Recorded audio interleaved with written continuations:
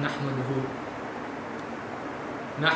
ونصلي ونسلم على رسوله الكريم اما بعد فاعوذ بالله من الشيطان الرجيم بسم الله الرحمن الرحيم قال الله تبارك وتعالى في القرآن الكريم والفرقان الحميد والبرهان الرشيد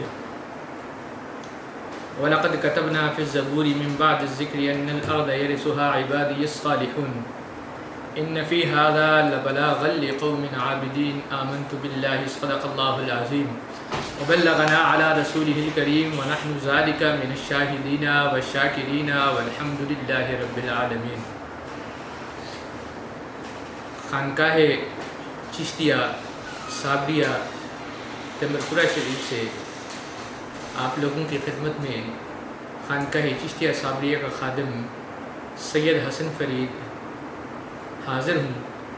جیسے میں نے آپ لوگوں سے وعدہ کیا تھا کہ انشاءاللہ تعالی اولیاء کرام کی شان مختصر سی، کیونکہ یہ پلیٹ فارم تقریر کرنے کا نہیں ہے، تھوڑے واقعات میں انشاءاللہ تعالی آپ کو کروں گا، اولیاء کرام کی شان مختصر سی بیان کروں گا، اور تاکہ آپ لوگوں کو سمجھ آ جائے کہ آج کے دور میں جو لوگ کہتے ہیں کہ طاقت اولیاء نہیں ہے، اولیاء کرام کی کوئی طاقت نہیں ہے، ان لوگوں کو سمجھ آ جائے کہ اگر ہم فرید الدین مسعود گنج شکر کو مانتے ہیں تو کیوں مانتے ہیں، اگر ہم داتا علی حجویری کو مانتے ہیں تو کیوں مانتے ہیں، اگر ہم معین الدین چشتی اجمیری کو مانتے ہیں، قطب الدین بختیار کاکی کو مانتے ہیں، صابر پاک کلیری کو مانتے ہیں، نظام الدین اولیاء کو مانتے ہیں تو کیوں مانتے ہیں۔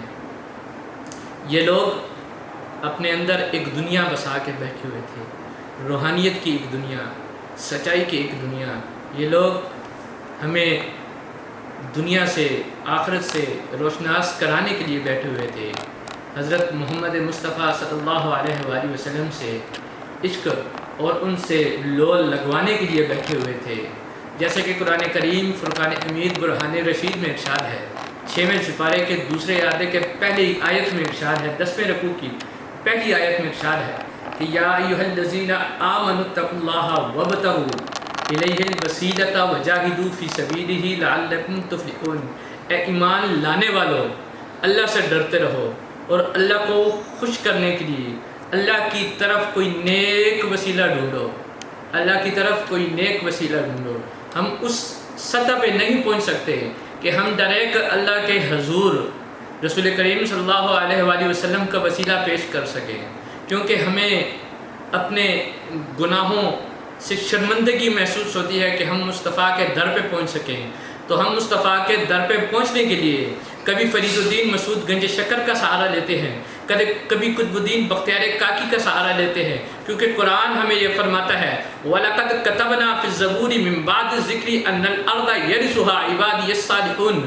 میں نے زبور میں اپنے ذکر کے بعد یہ لکھ دیا ہے کہ میرے جو نیک بندے ہوں گے، جو نیک اللہ رب العزت کی پیارے حبیب محمد مصطفیٰ صلی اللہ علیہ وآلہ وسلم کی امت کے جو ولی ہوں گے وہ زمین کے وارث ہوں گے، رب زبور میں لکھ دیا ہے۔ لیکن آج کے دور میں ہماری یہ زبور اپنی اصلی حالت میں موجود نہیں، لیکن رب قرآن میں کہتا ہے کہ ذالک الکتاب لا ریب فیہ ھدی للمتقین۔ یہ جو کتاب قرآن ہے نا، یہ لا ریب ہے، یہ لوگوں کی یہ ھدی للمتقین، ہدایت ہے متقیوں کے لیے۔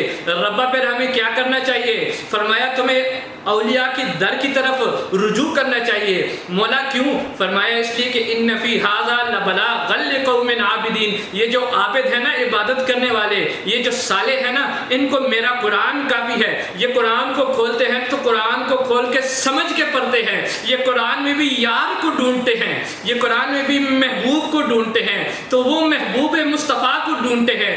ہم قطب الدین بختیار کاکی کے در پہ جا کے، فرید الدین مسعود گنج شکر کے پہ جا کے در پہ ان کا وسیلہ محمد مصطفیٰ کو پیش کرتے ہیں۔ محمد مصطفیٰ ہمیں قطب الدین بختیار کاکی کے در کا سگ سمجھ کے اپنی امت میں قبول کر کے ہمیں خدا کے حضور، خدا کے در تک پہنچاتا ہے۔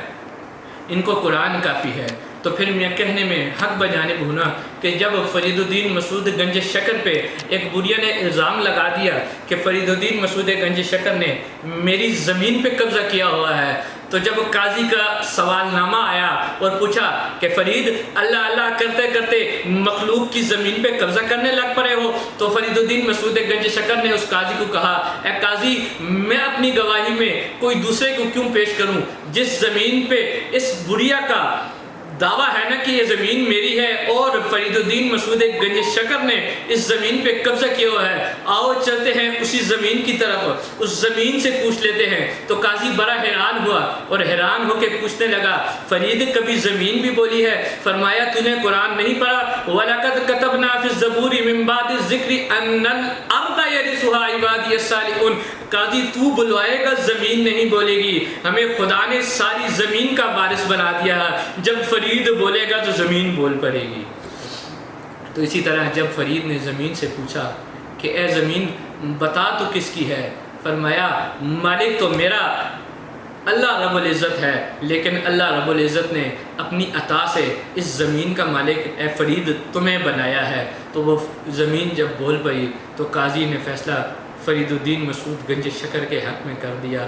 وہ اللہ کے ولی جو محمد مصطفیٰ سے اس حد تک محبت رکھتے تھے کہ اللہ رب العزت نے اپنی تمام روئے زمین کا وارث فرید الدین مسعود گنج شکر اور اللہ کے تمام ولیوں کو بنا دیا۔ جب تمام زمینوں کے وارث وہ ہیں تو ہم بھی اسی زمین پہ چلتے ہیں۔ جب چلتے ہیں نا تو جس کی مملکت پہ جس کی ملکیت پہ چلنا پڑتا ہے نا ہمیں، تو پھر ہمیں اس مالک کو بھی ماننا پڑتا ہے کہ جو زمین کے مالک ہیں۔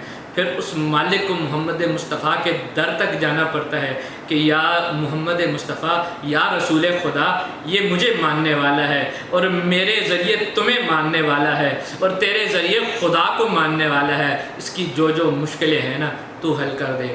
خدا کی قسم ہماری جو مشکلیں ہوتی ہیں نا، فرید الدین مسعود گنج شکر پہلے درخواست محمد مصطفیٰ کے در پہ اور محمد مصطفیٰ خدا کے در پہ جب ڈالتا ہے نا تو تمام مشکلیں حل ہو جاتی ہیں۔ وآخر دعوانا ان الحمد للہ رب العالمین۔